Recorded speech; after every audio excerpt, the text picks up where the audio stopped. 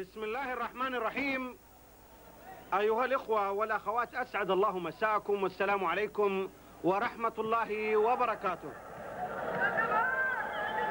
محمد البكر يحييكم ويرحب بكم ويسره أن ينقل لكم وصفا كاملا لمباراة اليوم من استاد الأمير محمد بن فهد بن عبد العزيز في الدمام. لقاء اليوم بين الهلال من الرياض والاتفاق من الدمام. امامك قائمة التحكيم: حكم ساحة خليل جلال، مساعد اول علي التركي، ابراهيم الدباسي، والحكم رابع خالد اليامي، مراقب الفني حمد الحميدي، والمراقب الاداري خالد الحوار. وشايف انا الهلال، كابتن الهلال فيصل ابو اثنين اليوم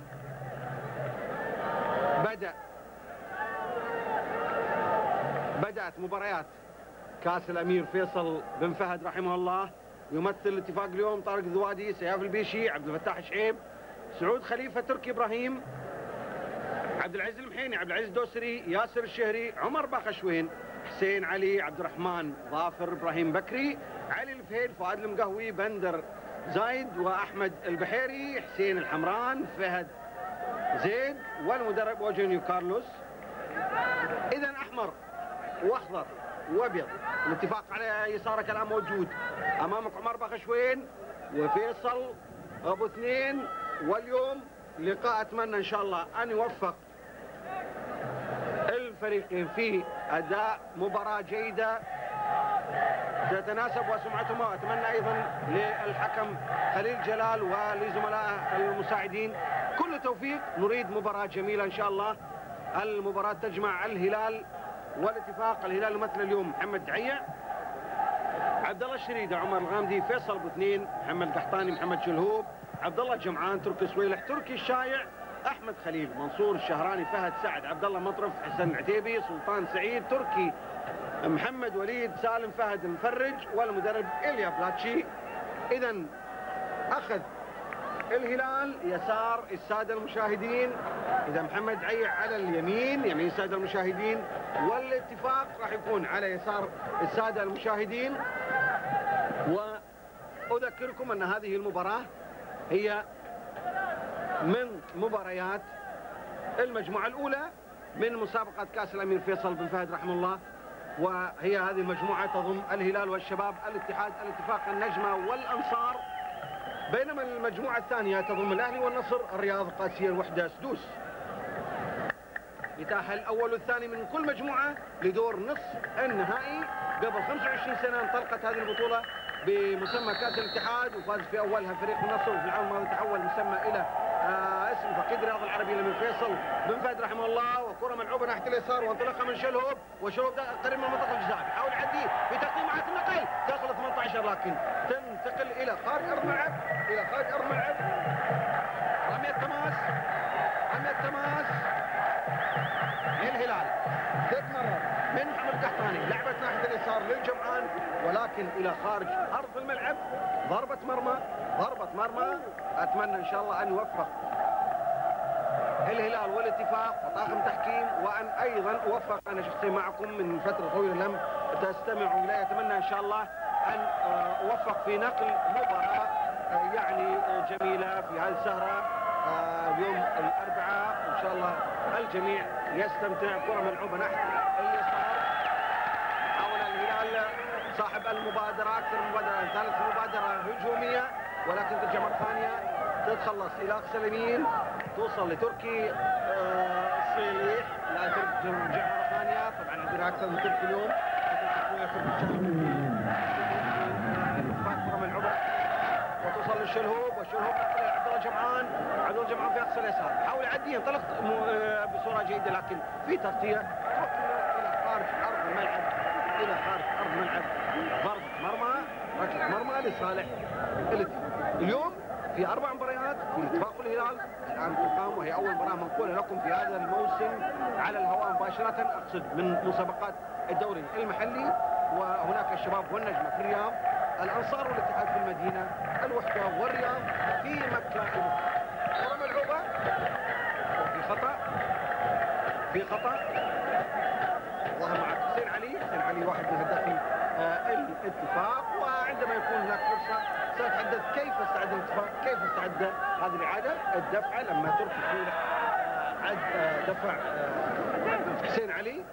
سأتحدث عن استعداد الفريقين. كرة ملعوبة أمامية، ولكن محاولة للاستعاض على الكرة. لاعب ما يأس، حلو من اللاعب انه ما يأس، يتابع الكرة وين ما راحت، لأن الكرة ممكن تستفاد منها في أي لحظة. كرة ملعوبة ناحية اليسار، عيني ناقلها، وكرة أمامية ومحاولة، ولكن تقطع إلى خارج أرض ملعب. رمية تماس، تقطع إلى رمية تماس.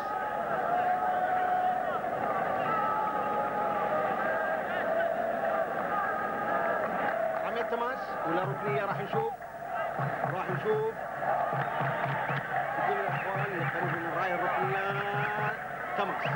تماس. وهذا عبد الفتاح الشعيب، وبالمناسبة عبد الفتاح الشعيب تحول من مدافع إلى هداف المباراة تجربه في دور الصراقة، هو هداف.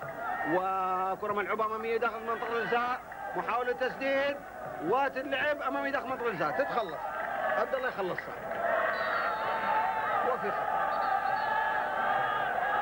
خطأ خليل جلال. أتمنى إن شاء الله أن يوفق في هذه المباراة. كرة ملعوبة ناحية اليمين، تتمرر من تركي سويلح، ولكن تقطع وتنقطع. توصل الكرة إلى الحيني، إلى الخلف سياف، لعبها أمامية وكرة محاولة، لكن هناك أقرب لها عبد الله الشريدة قلب دفاع الهلال. كرة منقولة، هناك بعض الغياب في صفوف الهلال. سامي جابر اليوم يغيب، وطبعا انتم عارفين احتراف سامي جابر، وهذا شيء يعني يبشر بخير، يعني تصدير النجوم السعوديين الى الدوري الانجليزي، وهو من اعرق المسابقات في العالم. وانتقال سامي جابر اذا ما تم وانتهى بحسب ما نتابع، فستكون ان شاء الله بدايه جيده لكل نجومنا السعوديين. اتمنى له التوفيق. سامي جابر يغيب اليوم، طبعا هو اخر من سجل للهلال امام الكرامه السوري في مباراه الذهاب. طبعا هناك احترافات سابقه في هولندا، كان فهد الغشيان، وهناك فؤاد انور في الصين. اذا نتمنى ان شاء الله التوفيق لكل نجومنا في صافره. ورمية تماس ايضا عبد الفتاح شعيب. عبد الفتاح شعيب هو اللي راح يلعب رمية التماس، وكرة ملعوبة امام داخل منطقة الجزاء. وهذه المباراة ضمن مباريات المجموعة الأولى، فقط للتذكير، المجموعة الأولى اللي تضم بالإضافة إلى هذين الفريقين الكبيرين هناك الشباب، الاتحاد، النجمة، الأنصار. مجموعة قوية لا شك، مجموعة قوية، يعني أهون شوية الأهلي والنصر والرياض والقادسية والوحدة سلوس بالتأكيد أخف وأقل صعوبة من هذه المجموعة اللي تضم الهلال، الشباب، الاتحاد، اتفاق، يعني 4 فرق. ولا أستهين بالنجمة والأنصار، ولكن أقصد أن هناك الأربعة من الأربعة الفرق القوية جدا في الدوري المحلي. ولابد أن نبارك صاحب السمو الملكي الأمير سلطان بن فهد، وسمو نائب الرئيس العام، وسمو نائبه صاحب السمو الملكي الأمير عمر بن فيصل، على تأهل منتخبنا لكرة اليد لنهاية كأس العالم. وهذه التهاني والتبريكات أيضا تنقل لجميع السعوديين في المملكة العربية السعودية وخارجها. كرة ملعوبة ناحية اليسار، ومحاولة للاتفاق ناحية اليسار، تلعب، وفي كرة خارج أرض الملعب. لا حكم المباراة لم تخرج الكرة توصل لباخشوين ومغطي معاه تركي، ولا زال باخشوين محتفظ بالكرة، وايضا غطي معاه تركي الشايع اللي راجع، وراحت من قدم باخشوين خارج ارض الملعب الى خارج ارض الملعب. نبارك ايضا لنادي الشباب فوز بطولة النخبة. راح اقول لك يعني بعض الاحداث اللي صارت، معظم كثير من المواطنين السعوديين وايضا من الاخوة العرب كانوا غايبين في فترة الصيف، لم يتابعوا الأحداث، وبالتالي نقول نبارك للشباب بطولة النخبة كأس الأمير فيصل اللي أقيمت في الأردن، وهذا طبعا إنجاز يضاف لإنجازات هذا النادي الكبير ببطولات الحقيقة وبتاريخه في خطأ، وأيضا يضاف لإنجازات السعودية. أيضا تأهل المنتخب السعودي لنهاية كأس العالم، هذه تهنئة حارة وبعد جهد جهيد الحقيقة ومكافحة من رجالنا في بانكوك، قدروا انهم يحققوا البطوله. ولا انسى ايضا التهنئه لرئيس الاتحاد استاذ محمد المطرود، وايضا هناك دوره الصداقه، اهنئ النادي الاهلي واهنئ شخصيا صاحب سمو الملك الامير محمد العبد الله على هذا النجاح الباهر لهذه البطوله الدوليه اماميه اللي كسبت حقيقه يعني اعتراف الاتحاد الدولي فيها، ولولا انها نجحت في الدورات السابقه لما اعتمدها الاتحاد الدولي كبطوله عربيه او بطوله دوليه تحمل ايضا اسم صاحب سمو الامير الملك الامير عبد الله الفيصل الله يحفظه. واهنئ الحقيقه النادي الاهلي، اهنئ شخصيا محمد سمو الامير محمد عبد الله الفيصل على هذا النجاح منقطع النظير، النجاح الفني والتنظيمي والاعلامي اللي حصلت هذه البطوله. كره ملعوبه اماميه سريعه ومحاوله قرب منطقه الجزاء تتخلص الى وسط الملعب. نهنئ نادي النصر السعودي اللي تأهل لنهاية بطولة الأندية العربية اللي راح تقام في الرياض وتستضيفها نادي الهلال، وأتمنى لهم التوفيق إن شاء الله. أمامية نبارك للهلال فوز على الكرامة في مباراة الذهاب. أمامية داخل منطقة الجزاء ترجع إلى اليمين، كرة ملعوبة ناحية عبد الرحمن اليامي، عبد الرحمن بيحاول يعدي لكن تنقطع وتوصل سريعة للجمعان. الجمعان بيحاول يعدي، يحاول يمر، راح ينقلها داخل منطقة الجزاء، يعدي مرة ثانية جميلة ويحاول، لكن تغطية ممتازة، تغطية ممتازة والكرة إلى خارج أرض الملعب. دعواتكم للنادي الأهلي اللي يشارك في البطولة العربية الآن في جدة، أتمنى له إن شاء الله التوفيق، وادعوا له ليضيف إنجاز لتاريخ الطويل وبطولاته، ويضيف أيضا إنجاز للكرة السعودية بإذن الله. بالتوفيق للنادي الأهلي إن شاء الله، يترجم ما يقدم لهذا النادي من دعم كبير حقيقة من صاحب السمو الملكي محمد العبد الله، وكذلك أصحاب السمو الملكي أعضاء الشرف. كرة منقولة ناحية اليمين تتمرر، تتخلص من محيني إلى تركي الصليح، إلى عبد الفتاح الشعيب، عبد الفتاح الشعيب ناقلها إلى اليامي. عبد الرحمن في خطأ في الدائرة، في خطأ في الدائرة على محمد القحطاني، هذا اللاعبين الناشئين الجدد اللي أبرزهم نادي الهلال في هذا المركز، في مركز الظهير الأيسر، وهذا تحدث عنه الكابتن فهد الصديق باعتباره انه يعني من اللاعبين الذين ينتظر لهم ان شاء الله يعني مستقبل جيد. عبد الله الجمعان يعدي، عبد الله الجمعان بيحاول ينقلها داخل مرزا يتعمق، لكن مقطوعه في الوقت المناسب وتروح خارج ارض الملعب الى خارج ارض الملعب. احنا في الدقيقه 9 تقريبا بنوصل للدقيقه 10، لا زال التعادل سلبي بدون اهداف، لا زال تعادل سلبي بدون اهداف، 0-0.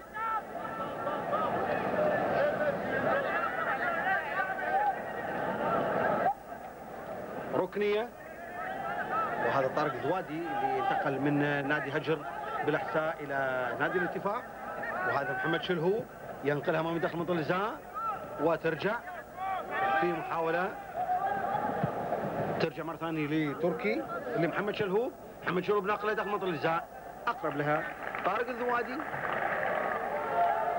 لليسار، تركس مررها اماميه، ياسر الشهري، ياسر الشهري مرر، وكرة ماشية ما في شيء، تنقطع من ابو اثنين، وقت اللعب وتتمرر، وفي راية وتسلل، في راية وتسلل، في راية وتسلل، وهذه اللي عادل كان في راية وتسلل قبل هذه او قبل هذه الكرة. كرة ملعوبة ناحية اليسار، القحطاني مرر كرة أمامية ويحاول يحصلها عمر الغامدي اللي يلعب اليوم راس حربة مع الجمعان، لكن توصل لطارق الذوادي، لعبها اماميه وطويله، الشريده براسه وسط الملعب، تتمرر للشلهوب، والشلهوب مره ثانيه لكنها طويله عليه، تتمرر ناحيه اليمين ناحيه سعود سقي، سعود سقي مرجعها للخلف مع سياف، سياف مرر الكره تمريرات قصيره تلعب من عبد العزيز الدوسري، عبد العزيز الدوسري مره ثانيه ناقلها ويرجع يحاول يحصلها لكن تنقطع عبد الله الجمعان، راح يلعبها ناحيه اليسار، تلعب ناحيه اليسار وفي عبد الله الجمعان ثانيتين تاخر فيها، يمكن ثانيتين تاخر فيها عبد الله الجمعان، لو لعبها قبل الثانيتين يعني راح نرجع لالعاب القوه اللي تفرق فيها جزء من الثانيه، فعلا يلعب شوف لحظه اللعب الكره كان في هناك تسلل، يمكن ثانيتين لم كان ممكن استفاده عمر الغامدي من هذه الكره، لكن تسلل ولا زلنا في التعادل السريع. كره ملعوبه ناحيه اليمين تتمرر سريعه من ياسر الشهري، ملعوبه الى اقصى اليسار وكره مشتركه وفي متابعه الى خارج ارض الملعب، تتخلص من احمد خليل بالخطا، واحمد خليل يلعب ضد ناديه اليوم الاصلي ولا مع ناديه الاساس الحالي، طبعا احمد خليل كان يلعب قلب دفاع الاتفاق، انتقل الى الهلال كما هو الحال مع عبد الله الشريده، وكلاهما قلب دفاع الهلال، انتقل عبد الله الشريده من القادسيه وكلاهم من الشرقيه الى الهلال. كره ملعوبه وفي كثير من اللاعبين يعني انتقلوا من انديه القادسيه والاتفاق الى الهلال والعكس، هناك نذكر عبد الرحمن بشير الله يرحمه قلب دفاع القادسيه واللي انتقل الى الهلال، نذكر عبد الله وابراهيم الصغير اللي انتقلوا من الهلال للقادسيه، ويعني احمد خليل الان وعبد الله الشريده، اذا في انتقالات متبادله كانت وفي علاقات جيده بين الهلال والقادسيه والاتفاق. كره ملعوبه طارق الذوادي امامي ولكن في خطا، في خطا، حتى الان لم يشكل اي من الفريقين خطوره على الفريق الاخر، هناك حركه دائبه ولكن ليست هناك خطوره من الفريقين، يقال ويعاب.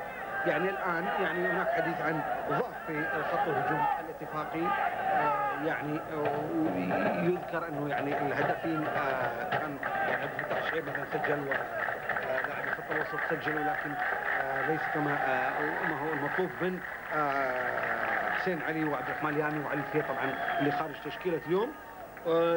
اما الهلال لم يظهر بمستوى جيد امام الكرامه والسوري، ولكن حقق فوز عن طريق الهداف الدولي سامي الجابر، واليوم يغيب سامي الجابر، وكما هو الحال اذا استمر طبعا اذا انتهى موضوع احترافه فسيكون من يعني مطلوب من الهلال ايجاد البديل الفوري، وان كان هناك البديل صعب في الوقت الحاضر من التشكيله الحاليه، لكن هناك طبعا فرصه للتعاقد مع لاعبين عالميين يتناسبون وامكانات وسمعه وتاريخ الهلال. رميه تماس او خطا، خطا لصالح الاتفاق،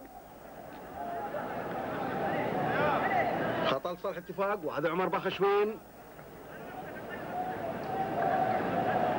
مساعد الحكم يشير الى المكان الصحيح للخطا، وهناك محاوله كشف التسلل من لاعبي الهلال، وعمر باخشوين يبحث عن ثغره ممكن يسقط الكره خلف المدافعين. كره ملعوبه اقرب لها يبدو دعيه، اقرب لها دعيه، كره طويله، يعني دعيه اختير كافضل حارس في اسيا، اختير كحارس القرن في اسيا، لكن انا عندي بس ملاحظه واحده على دعيه، يستعجل لما يلتقط الكرة يلعب الكرة على طول. يمكن هذه النقطة الوحيدة اللي ممكن تؤخذ على الدعية، انه لا ينتظر زملائه على اساس يعني ياخذون مكانهم ويحاول يلعب الكرة بصورة سريعة جدا، وهذا يفوت على فريقه الفرصة للاستفادة من الكرة. كرة ملعوبة ناحية اليمين ومحاولة ولكن تقطع من منصور الشهراني، تتمرر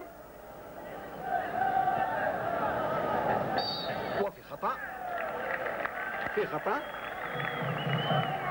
خطأ على عمر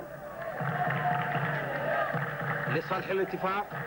كرة منقولة حتى الآن، يعني باخشوين لاعب عمر أمام ثلاثي خط الوسط لهما ياسر الشيري، عبد العزيز الحيني، عبد العزيز الدوسري، وخلف حسين علي وعبد الرحمن اليامي يلعب راسي حربة، وباخشوين ساقط وراهم، وبالتالي حتى الآن لم يستفد الاتفاق من هذه الطريقة، ويعني يبدو أنه قد يكون لمدرب الفريق الاتفاق لوجهة نظر، بينما الحال في الهلال أيضا شايف أنه ليس هناك تموين كافي، ليس هناك كرات ملعوبة من خط الوسط للثنائي الهجوم عبد الله جمعان وعمر الغامدي، ولهذا تكون هناك سلبية وهناك يعني عدم وجود أي خطورة من على مرمى أي من الفريقين. كرة ملعوبة ومشتركة بين تركي الشايع وتركي الصليح، وفي خطأ لصالح الاتفاق.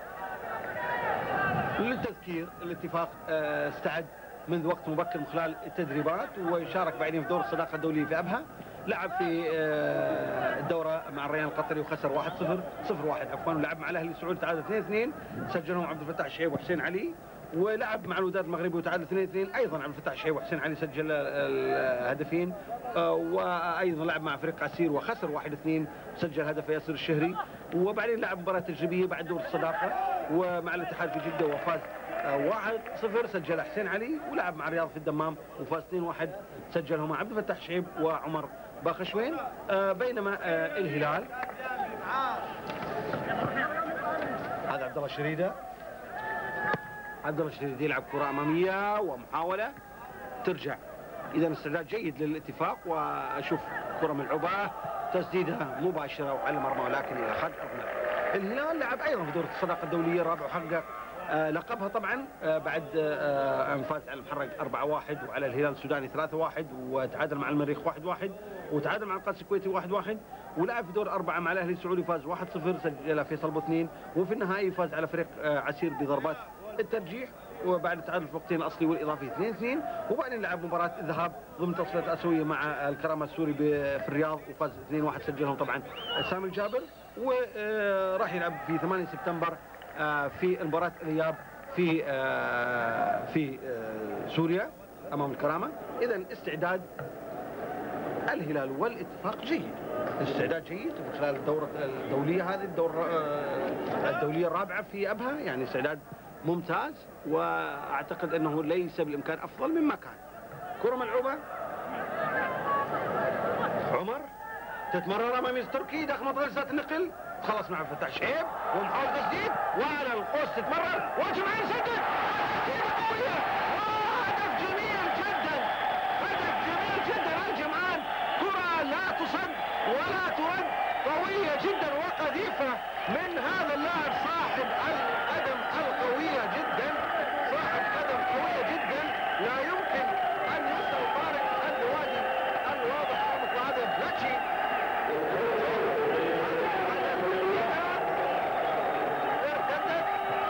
والجمعان من قذيفه لا يمكن تصد، لا تصد ولا ترد من قدم الجمعان في الدقيقه 19 من الشوط الاول. هدف جميل جدا، كره يعني ليس عنها طارق الوادي، يمكن لو مسكر راح وياها الاحمر داخل المرمى. فعلا تسديده قويه جدا جدا لا يمكن ان يسال عنها طارق الوادي باي حال من الاحوال. اذا اول هدف للهلال في هذه المباراه، واحد جمهور الهلال.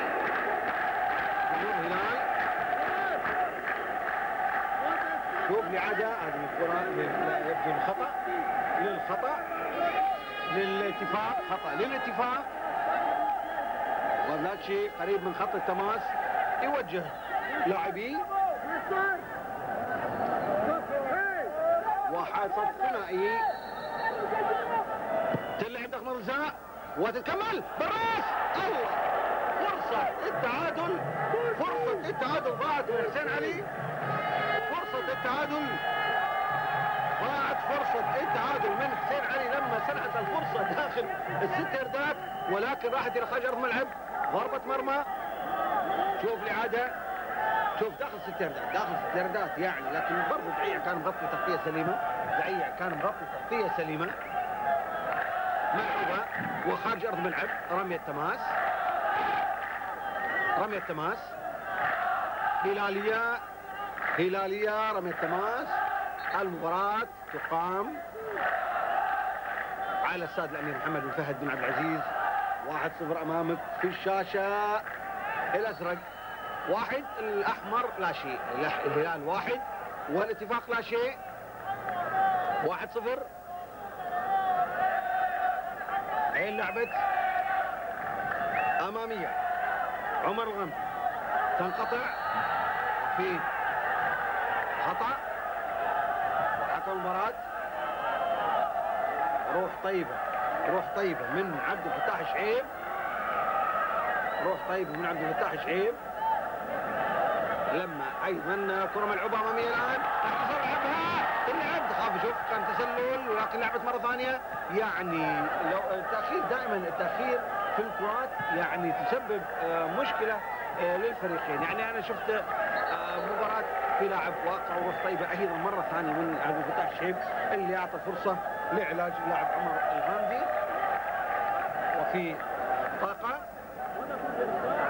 بطاقة صفراء راح نشوف الإصابة. وإذا طبعا مدرب الاتفاق راح في مهمة أو يقال أنه له ظروف عائلية وحتى الآن لم يرجع.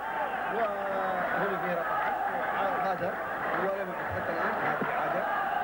هذه العادة ارتكب الخطأ وأخذ كرة خارج الملعب ويعطى فرصة. إذا مدرب الاتفاق الآن مساعد أوليفيرا البرازيلي أوجينيو. وحتى الآن احنا في دقيقة 22 1 الهلال لا شيء. الاتفاق وهذا بلاتشي وتشكيله